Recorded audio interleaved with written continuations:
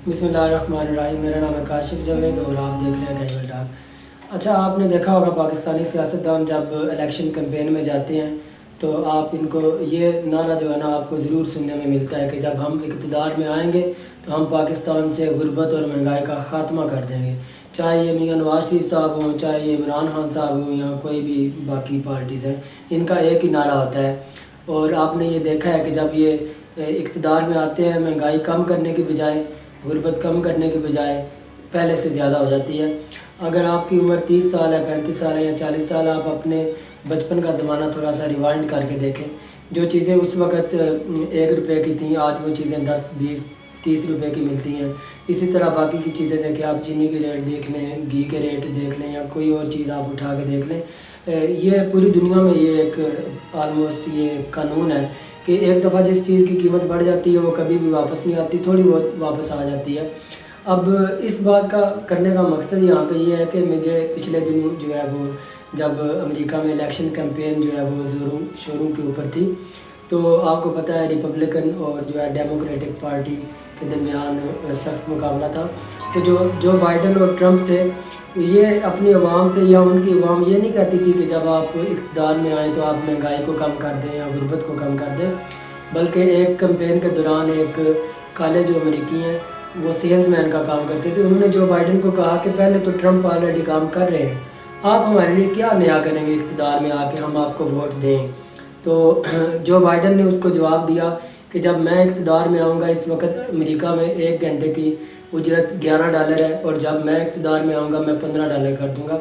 इससे ये बात साबित होती है कि अमेरिका की आवाम और अमेरिका के जो हुक्मरान हैं वो इस बात पे बिल्कुल भी ज़ोर नहीं देते कि जब हम इक़्तिदार में आएंगे हम महंगाई को कम कर देंगे या फिर जो है गुर्बत को कम कर देंगे। वो सिर्फ़ और सिर्फ उनकी इनकम बढ़ाने का सोचते हैं।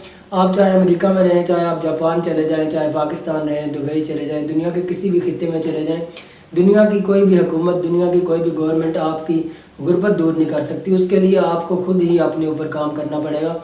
अगर आपकी इनकम ज़्यादा नहीं है, अगर आपकी इनकम 10 रुपये है रोज़ की या 20 रुपये है, तो आपको हर चीज़ ही महंगी लगेगी। अगर आप अपनी इनकम बढ़ा लेंगे तो आपको महंगे से महंगी चीज़ें भी सस्ती लगना शुरू हो जाएंगी। इसी ज़मन में अगर आप देखें उसी अमेरिका में जहाँ उस काले ने जो बाइडन से सवाल किया था कि मुझे क्या मिलेगा, तो उन्होंने कहा 11 से $15 जो है ना आपकी फ़ी आवर जो है वो उजरत बढ़ा दी जाएगी।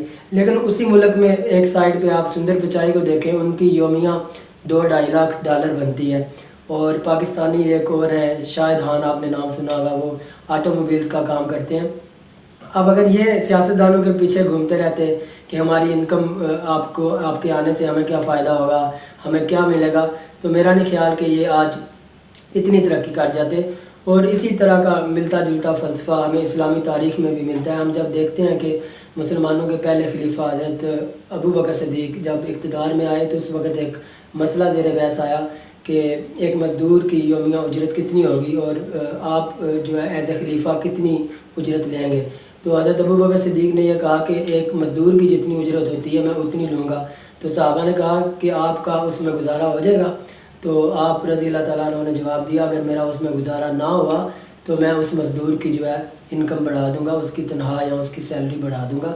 तो बुनियादी तौर पे पाकिस्तान का और पाकिस्तान के हुक्मरानों का और अवाम का फ़लसफ़ा ही गलत है। अगर हम थोड़ा सा इस्लामी तारीख़ के ऊपर ही गौर कर लें तो हमें ये सबक मिलता है कि गुर्बत और महंगाई कभी भी ख़त्म नहीं होती। हमें ख़ुद से ही अपनी इनकम और अपने ज़राए को बढ़ाना पड़ता है। इसके अलावा अगर आप चाहे अमेरिका छोड़ के कहीं और भी खलाई सियारे पे भी चले जाएं, वहाँ पे भी जब तक आप खुद काम नहीं करेंगे दुनिया की कोई हुकूमत आपकी गुर्बत कम नहीं कर सकती। शुक्रिया।